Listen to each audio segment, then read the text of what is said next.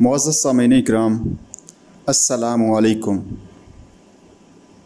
سامعین، آج کا ہمارا موضوع ہے حضرت ابوبکر صدیق رضی اللہ تعالی عنہ کی سیرت و کردار۔ قرآن و احادیث اور تاریخ کی روشنی میں آپ رضی اللہ تعالی عنہ کا نام عبداللہ تھا اور کونیت ابوبکر۔ کونیت کی شہرت نام پر غالب رہی۔ صدیق اور عتیق دو لقب رسول اللہ صلی اللہ علیہ وآلہ وسلم سے پائے۔ جن 10 صحابہ اکرام رضی اللہ تعالی عنہ کو آپ صلی اللہ علیہ وآلہ وسلم نے زندگی میں جنت کی بشارت دی، جنہیں عشرہ مبشرہ کہا جاتا ہے، ان میں حضرت ابوبکر صدیق رضی اللہ تعالی عنہ کا نام سر فہرست ہے۔ آپ رضی اللہ تعالی عنہ رسول اللہ صلی اللہ علیہ وآلہ وسلم کے بچپن کے دوست اور سلیم الفطرت انسان تھے۔ آزاد مردوں میں آپ نے سب سے پہلے اسلام قبول کیا۔ آپ رضی اللہ تعالی عنہ کی فضیلت کا ذکر زبان حق ترجمان سے بکثرت موجود ہے۔ آپ رضی اللہ تعالی عنہ کی فضیلت میں کئی آیات نازل ہوئیں جن کی تلاوت تا قیامت ہوتی رہے گی۔ آپ رضی اللہ تعالی عنہ ہر کٹھن موقع پر رسول اللہ صلی اللہ علیہ وآلہ وسلم کے ساتھ رہے اور کفار سے اذائیں برداشت کرتے رہے۔ آپ رضی اللہ تعالی عنہ نے رسول اللہ صلی اللہ علیہ وآلہ وسلم کے ساتھ رفاقت کا حق ادا کر دیا۔ رسول اللہ صلی اللہ علیہ وآلہ وسلم نے خود اس بات کا اعتراف کر کے حضرت ابوبکر کو سند فضیلت عطا فرما دی کہ کوئی ایسا شخص نہیں ہے جس نے ہمارے ساتھ حسن سلوک کیا ہو یا ہمیں کچھ دیا ہو اور ہم نے اس کا بدلہ نہ چکا دیا ہو سوائے ابوبکر رضی اللہ تعالی عنہ کے۔ انہوں نے ہمارے ساتھ جو حسن سلوک کیا، اس کا بدلہ اللہ تعالیٰ ہی قیامت کے دن دے گا، اور کسی شخص کا مال بھی اتنا میرے کام نہیں آیا جتنا ابوبکر کا مال کام آیا۔ اصحاب رسول اگرچہ سب کے سب صحابیت کے شرف سے مشرف تھے، تاہم ابوبکر صدیق رضی اللہ تعالیٰ عنہ کی امتیازی حیثیت کو وہ بھی تسلیم کرتے تھے۔ حضرت عمر رضی اللہ تعالیٰ عنہ کہتے ہیں، ابوبکر ہمارے سردار ہیں، وہ ہم میں سب سے بہتر اور افضل ہیں، اور رسول اللہ صلی اللہ علیہ وآلہ وسلم کو ہم میں سب سے زیادہ محبوب ہیں۔ ایک موقع پر رسول اللہ صلی اللہ علیہ وآلہ وسلم نے فرمایا، ایسے لوگوں کے لیے جن میں ابوبکر موجود ہوں مناسب اور درست نہیں کہ ابوبکر کے سوا کوئی دوسرا شخص ان کا امام ہو۔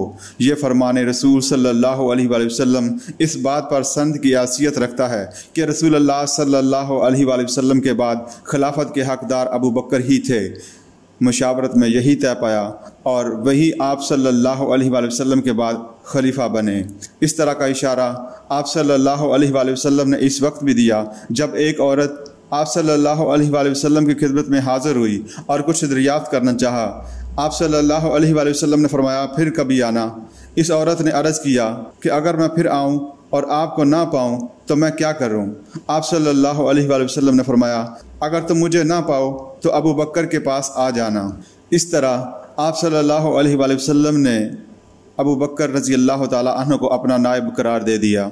ایک دو نہیں بلکہ کئی موقعوں پر آپ صلی اللہ علیہ وآلہ وسلم نے ابوبکر صدیق رضی اللہ تعالی عنہ کی فضیلت بیان فرمائی، جس سے صاف ظاہر ہوتا تھا کہ آپ صلی اللہ علیہ وآلہ وسلم کی وفات کے بعد خلافت کا بار اٹھانے کے لیے حضرت ابوبکر صدیق رضی اللہ تعالی عنہ سے موضوع تر کوئی شخصیت نہ تھی۔ حضرت محمد بن حنفیہ رحمۃ اللہ علیہ کہتے ہیں کہ میں نے اپنے والد ماجد حضرت علی رضی اللہ تعالی عنہ سے دریافت کیا کہ امت میں رسول اللہ صلی اللہ علیہ وآلہ وسلم کے بعد سب سے بہتر اور افضل کون ہے؟ تو انہوں نے فرمایا کہ ابوبکر۔ میں نے کہا ان کے بعد کون؟ تو انہوں نے فرمایا کہ عمر۔ حضرت علی رضی اللہ تعالی عنہ کے الفاظ سے جہاں ان کی اخلاقی بلندی کا اظہار ہو رہا ہے، وہاں حقیقت حال بھی عیاں ہے، کیونکہ شیخین کی تمام دوسرے صحابہ اکرام رضی اللہ تعالیٰ عنہ پر فضیلت احادیث رسول کی روشنی میں مسلمہ ہے۔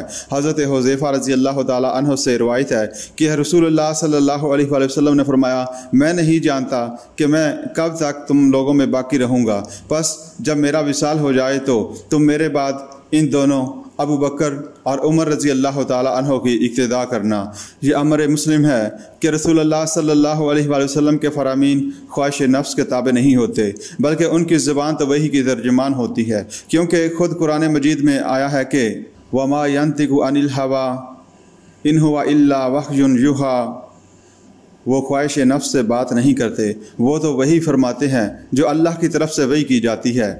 مذکور بالا حدیث کی تائید میں حضرت عبداللہ بن عمر رضی اللہ تعالی عنہ کی فیصلہ کن بات ملاحظہ ہو۔ وہ فرماتے ہیں ہم لوگ رسول اللہ صلی اللہ علیہ وآلہ وسلم کے زمانے میں ابو بکر رضی اللہ تعالی عنہ کے برابر کسی کو نہیں سمجھتے تھے، ان کے بعد عمر، ان کے بعد عثمان، پھر ہم رسول اللہ صلی اللہ علیہ وآلہ وسلم کے تمام احساب کو چھوڑ دیتے تھے، ان کے درمیان ایک کو دوسرے پر فضیلت نہیں دیتے تھے۔ ظاہر ہے عبداللہ بن عمر رضی اللہ تعالی عنہ کی یہ رائے حضور صلی اللہ علیہ وآلہ وسلم کے طرز عمل کو دیکھ کر ہی تھی، کیونکہ حضرت ابو بکر رضی اللہ تعالیٰ عنہ کے حق میں اسی طرح کی فضیلت کئی مرتبہ رسول اللہ صلی اللہ علیہ وآلہ وسلم بیان فرما چکے تھے۔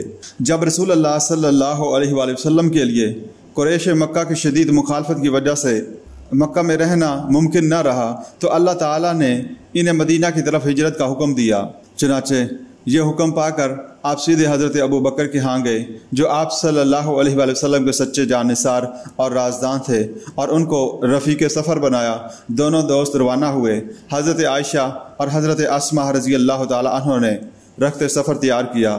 جلدی میں توشہ باندھنے کو کوئی چیز نہ ملی تو حضرت اسماء نے اپنے کمر بند کو پھاڑ کر 2 ٹکڑے کیے۔ اس پر آپ صلی اللہ علیہ وآلہ وسلم نے حضرت اسماء کو ذات انطاکین کا نام دیا۔ قریش نے آپ صلی اللہ علیہ وآلہ وسلم کا پیچھا کیا اور گرفتاری پر انعام کا اعلان کیا۔ کئی لوگ آپ صلی اللہ علیہ وآلہ وسلم کی تلاش میں نکل کھڑے ہوئے۔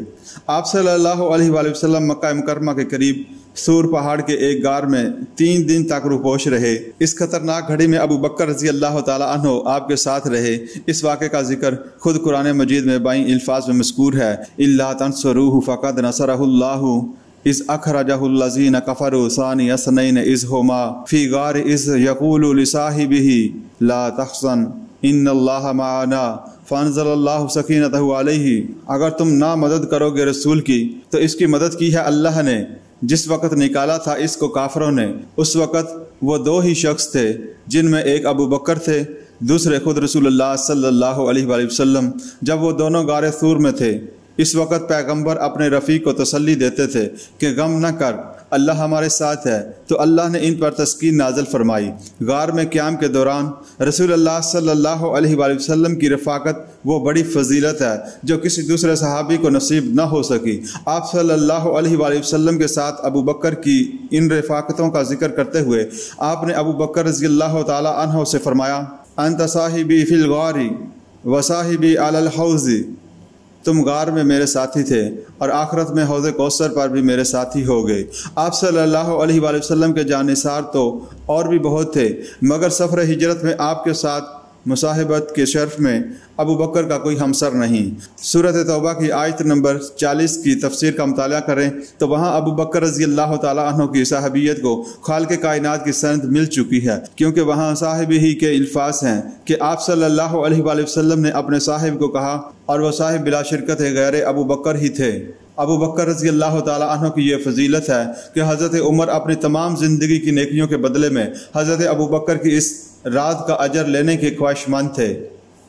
عشرہ مبشرہ میں حضرت ابو بکر رضی اللہ تعالیٰ عنہ کا نام سب سے اوپر ہے۔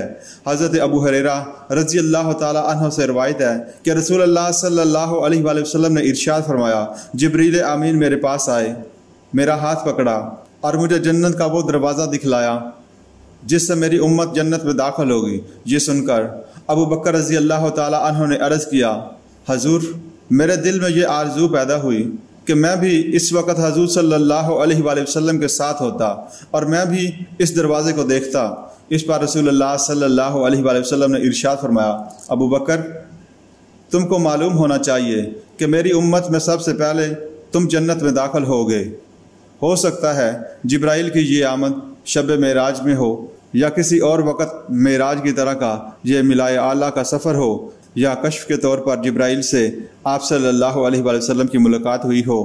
تاہم جب ابو بکر رضی اللہ تعالیٰ عنہ نے یہ بات سنی تو خواہش ظاہر کی کہ کاش میں بھی اس وقت آپ کے ساتھ ہوتا اور جنت کا وہ دروازہ دیکھ لیتا۔ اس کے جواب میں رسول اللہ صلی اللہ علیہ وآلہ وسلم نے آپ کو وہ خوشخبری سنائی جو اس احادیث میں مذکور ہے، یعنی ابو بکر سن رکھو میری امت میں سے سب سے پہلے تم جنت میں داخل ہوگے۔ ہجرت مدینہ کے بعد جب غزوات کا سلسلہ شروع ہوا تو ابو بکر صدیق رضی اللہ تعالیٰ عنہ ان سب لڑائیوں میں رسول اللہ صلی اللہ علیہ وآلہ وسلم کے مشیر اور ہم رکاب رہے۔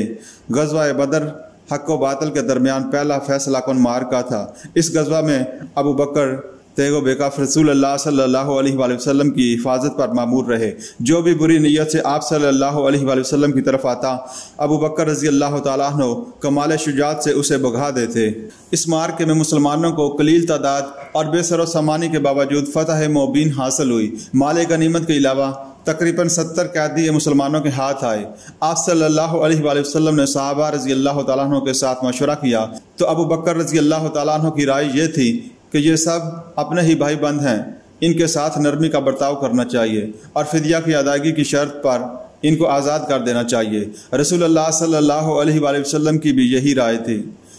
اسی رائے کے مطابق عمل کیا گیا، اگرچہ اللہ تعالیٰ کے ہاں پسندیدہ تر رائے عمر فاروق رضی اللہ تعالیٰ عنہ کی تھی کہ ان سب کو تہ تیگ کرنا چاہیے تاکہ کفار پر اسلام کی دھاک بیٹھ جائے اور وہ آئندہ کے لیے کبھی مقابلے کی جرت نہ کریں۔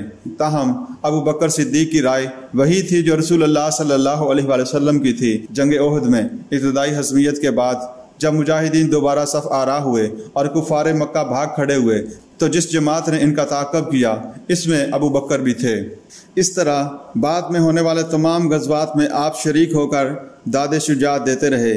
6 ہجری میں غزوہ بنی مستق پیش آیا۔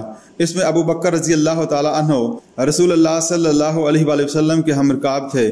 واپسی پر مجاہدین شب کے وقت مدینہ کے قریب اترے۔ ام المومنین عائشہ صدیقہ رضی اللہ تعالیٰ عنہا اس سفر میں آپ صلی اللہ علیہ وآلہ وسلم کے ساتھ تھیں۔ صبح جب وہاں سے کوچ کیا تو ام المومنین باہر گئی ہوئی تھیں۔ واپس آئیں تو لشکر کوچ کر چکا تھا، چنانچہ پریشان اور غمگین پڑاؤ کی جگہ پر لیٹ گئی۔ حضرت صفوان بن معطم رضی اللہ تعالیٰ عنہ عمر رسیدہ صحابی تھے جو کوچ کے بعد قیام گاہ کا جائزہ لے کر سب سے آخر میں روانہ ہوتے تھے۔ انہوں نے جب ام المومنین رضی اللہ تعالیٰ عنہ کو دیکھا تو احترام کے ساتھ اونٹ پر سوار کر کے انہیں مدینہ لے آئے۔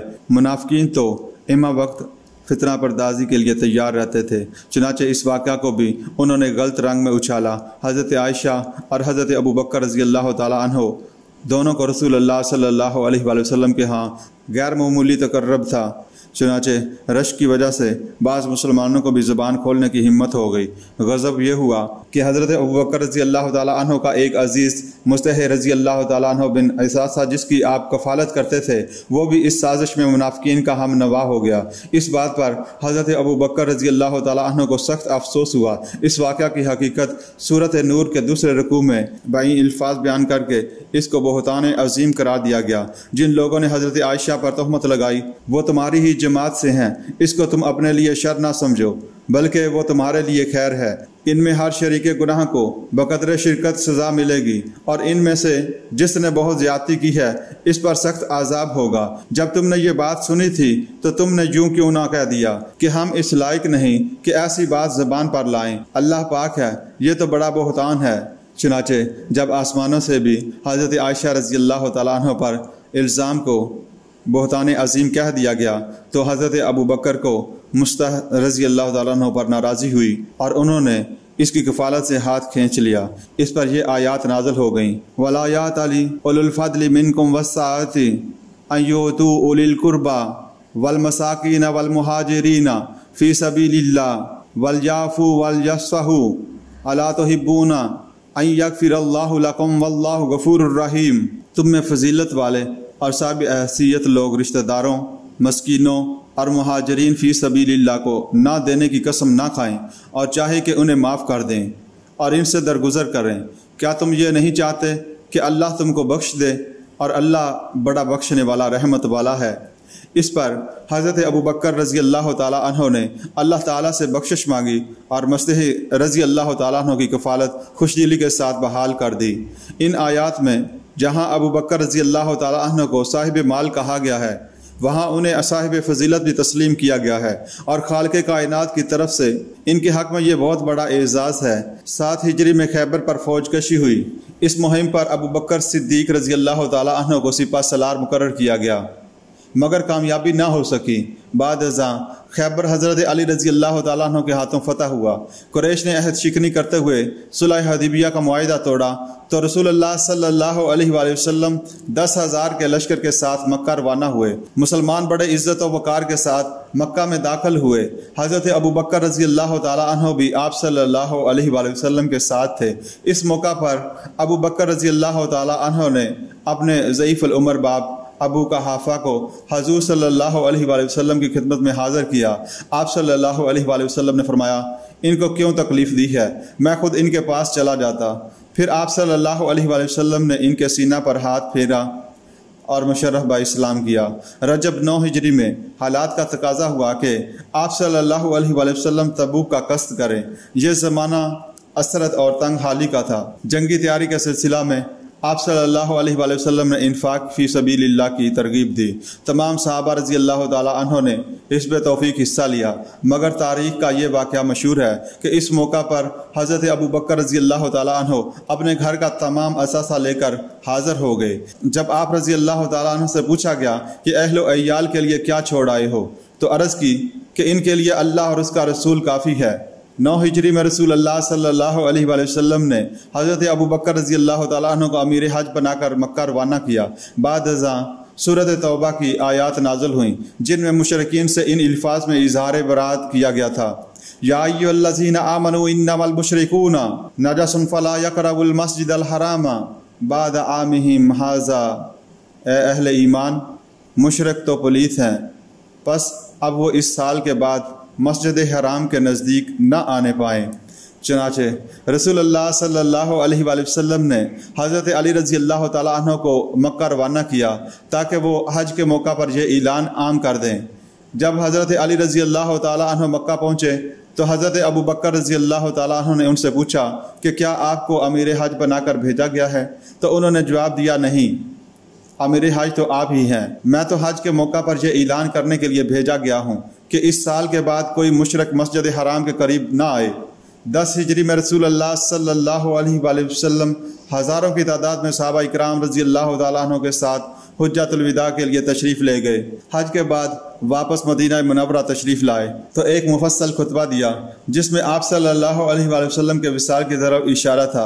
हज़रत अबू बकर रज़ी अल्लाह तआला अन्हु हकीकत हाल तक पहुँच गए और रोने लगे, जबकि दूसरे लोग हज़रत अबू बकर रज़ी अल्लाह तआला अन्हु के आंसू बहाने पर मुताज्जिब हुए और विसाल का इशारा ना समझ पाए। इस खुतबे के बाद रसूलुल्लाह सल्लल्लाहु अलैहि वसल्लम बीमार हो गए। बीमारी बढ़ती गई और आप सल्लल्लाहु अलैहि वसल्लम अब मस्जिद भी ना जा सकते थे। चुनाचे हुक्म दिया गया कि अबू बकर सिद्दीक नमाज पढ़ाएं। हज़रत अबू बकर रज़ी अल्लाह तआला अन्हु ने तामील इरशाद में नमाज पढ़ाई। आप रज़ी अल्लाह तआला अन्हु ने रसूलुल्लाह सल्लल्लाहु अलैहि वसल्लम की मर्ज़ वफ़ात में 17 नमाज़ों की इमामत की। पीर के दिन रसूलुल्लाह सल्लल्लाहु अलैहि वसल्लम ने वफ़ात पाई। लोगों का हजूम फ़रते गम से ओसान खो रहा था। हज़रत उमर रज़ी अल्लाह तआला अन्हु का ये हाल था कि रसूलुल्लाह सल्लल्लाहु अलैहि वसल्लम की वफ़ात का इनकार कर रहे थे। इस मौका पर हज़रत अबू बकर रज़ी अल्लाह तआला अन्हु आगे बढ़े और लोगों से मुखातब होकर कहा, तुम में से जो कोई मोहम्मद सल्लल्लाहु अलैहि वसल्लम की इबादत करता था वो जान ले कि वो तो वफ़ात पा गए, और तुम में से जो कोई अल्लाह की बंदगी करता था तो वो ज़िंदा है, इसको मौत नहीं। फिर आप रज़ी अल्लाह तआला अन्हु ने वमा मुहम्मदुन इल्ला रसूलुन सूरत आले इमरान की आयत नंबर 144 पढ़ी, जिसको सुनकर सब लोगों को आप सल्लल्लाहु अलैहि वसल्लम की वफ़ात का यकीन आ गया। जब आप सल्लल्लाहु अलैहि वसल्लम की तदफीन पर आरा में इख्तिलाफ हुआ तो हज़रत अबू बकर रज़ी अल्लाह तआला अन्हु ने फरमान रसूल सल्लल्लाहु अलैहि वसल्लम का हवाला देकर फरमाया कि अम्बिया वहीं दफन होते हैं जहां इनकी वफ़ात होती है। उम्मुल मोमिनीन हज़रत आयशा रज़ी अल्लाह तआला अन्हा के हुजरा में दफन किया गया जहां आप फौत हुए थे। अब खलीफा के इंतखाब के मरहले पर मुख्तलिफ आरा सामने आई और फैसला करना मुश्किल हो गया, तो हज़रत उमर रज़ी अल्लाह तआला अन्हु आगे बढ़े और अबू बकर रज़ी अल्लाह तआला अन्हु के हाथ में हाथ देते हुए कहा कि आप हमारे सरदार और हम लोगों में सबसे बेहतर हैं। रसूलुल्लाह सल्लल्लाहु अलैहि वसल्लम आपको सबसे ज़्यादा अजीज़ रखते थे। चुनाचे लोगों ने आपकी बैत कर ली। हज़रत अली रज़ी अल्लाह तआला अन्हु चंद दूसरे असहाब ने बवजह फौरी बैत तो ना की, अलबत्ता आप रज़ी अल्लाह तआला अन्हु के साथ तावन किया। 6 माह बाद हज़रत अली रज़ी अल्लाह ताला अन्हो ने भी हज़रत अबू बकर रज़ी अल्लाह ताला अन्हो की बैत कर ली और तावन जारी रखा। खिलाफत की जिम्मेदारी संभालते ही मुश्किलात और ख़तरात का तूफ़ान आ गया। मदियान नबूवत उठ खड़े हुए, मुर्तदीन ने मसाइल खड़े कर दिए और मुनकरीन ज़कात ने भी सर उठाया। मगर इस मौका पर हज़रत अबू बकर रज़ी अल्लाह ताला अन्हो ने कमाल साबित कदमी और पामर्दी का मुजाहरा किया। जिस लश्कर को रसूलुल्लाह सल्लल्लाहु अलैहि वसल्लम ने अपनी हीन हयात शाम पर हमला का हुक्म दिया था, उसकी रवानगी के बारे में तशवीश हुई और मुख्तलिफ आरा सामने आई तो आपने फरमाया, खुदा की कसम अगर मदीना मुनव्वरा इस तरह आदमियों से खाली हो जाए कि दरिंदे आकर मेरी टांगें खींचने लगें, तब भी मैं इस मुहिम को नहीं रोक सकता। चुनाचे हज़रत उसामा बिन ज़ैद रज़ी अल्लाह ताला अन्हु की कारकर्दगी में ये लश्कर रवाना हुआ और 40 दिन के बाद कामयाब कामरान वापस लौटा। आपने मुर्तदीन और नबूवत के झूठे दावेदारों की शोरशों को बड़ी दानाई और हिकमत अमली से दबाया। राय आमा के खिलाफ मुनकरीन ज़कात के साथ इस अंदाज में कार्रवाई की कि वो खुद ज़कात लेकर बारगाह खिलाफत में हाज़िर हो गए। रसूलुल्लाह सल्लल्लाहु अलैहि वसल्लम की वफ़ात के साथ ही वही नबूवत का सिलसिला ख़त्म हुआ। कुरान मजीद के अज्ज़ाए मुतफ़र्रक़ थे। आयात और सूरत की तरतीब आप सल्लल्लाहु अलैहि वसल्लम ने बता दी थी, ताहम किसी के पास मुकम्मल नुस्खा मौजूद न था। हज़रत अबू बकर रज़ी अल्लाह ताला अन्हु के हुक्म से ज़ैद बिन साबित रज़ी अल्लाह ताला अन्हु ने कुरान के मुतफ़र्रक़ अज्ज़ा को किताब की सूरत में मुदव्वन कर दिया। फिर इस नुस्खे को महफूज कर लिया गया, यहाँ तक कि हज़रत उस्मान रज़ी अल्लाह ताला अन्हु ने अपने अहद खिलाफत में इससे नकल करके मुतअद्दिद नुस्खे तैयार किए और दूसरे शहरों में भेज दिए। इस तरह हज़रत अबू बकर रज़ी अल्लाह ताला अन्हु ही जामिउल कुरान थे। शाम पर रूमी और ईरान पर कियानी ख़ानदान की हुकूमत थी। यह हुकूमतें इस वक़्त की सुपर पावर थीं, लिहाजा वो अरबों को खातर में ना लाते थे और उनको अपना बाजगुजार बनाना चाहते थे। रसूलुल्लाह सल्लल्लाहु अलैहि वसल्लम ने जज़ीरा नुमा अरब तक इस्लाम का गलबा हासिल कर लिया तो बादशाहों को दावत इस्लाम के खतूत भेजे। फिर जल्द ही आपकी रहलत हो गई तो खलीफा अव्वल ने इराक और शाम के खिलाफ लश्कर भेजे, जिसका नतीजा में कामयाबियाँ भी हुईं और कसीर तादाद में माल गनीमत भी हाथ लगा। रसूलुल्लाह सल्लल्लाहु अलैहि वसल्लम की वफ़ात के 2.25 साल बाद हज़रत अबू बकर रज़ी अल्लाह ताला अन्हु की ज़िंदगी का पैमाना लिब्रेस हो गया। मुसलसल 15 दिन तक शदीद बुखार में मुब्तला रहे। मस्जिद में जाने से माजूर हुए तो हज़रत उमर रज़ी अल्लाह ताला अन्हु को हुक्म दिया कि नमाज पढ़ाएं। फिर साथियों से मशवरा करके हज़रत उमर के लिए जानशीनी का परवाना लिखवा दिया। वफ़ात से कबल वसीयत की कि मुझे पुराने कपड़ों का कफन देना। पूछा गया तो फरमाया, जिंदा लोग मुर्दों की बानिस्बत नए कपड़ों के ज़्यादा मुस्तहक हैं। पीर के रोज़ 63 साल की उम्र में जान आफरीन के सुपुर्द कर दी। नमाज जनाजा हज़रत उमर रज़ी अल्लाह ताला अन्हु ने पढ़ाई और रसूलुल्लाह सल्लल्लाहु अलैहि वसल्लम के पहलू में दफन होकर यार गार ने रसूलुल्लाह सल्लल्लाहु अलैहि वसल्लम की दायमी रफ़ाकत हासिल कर ली।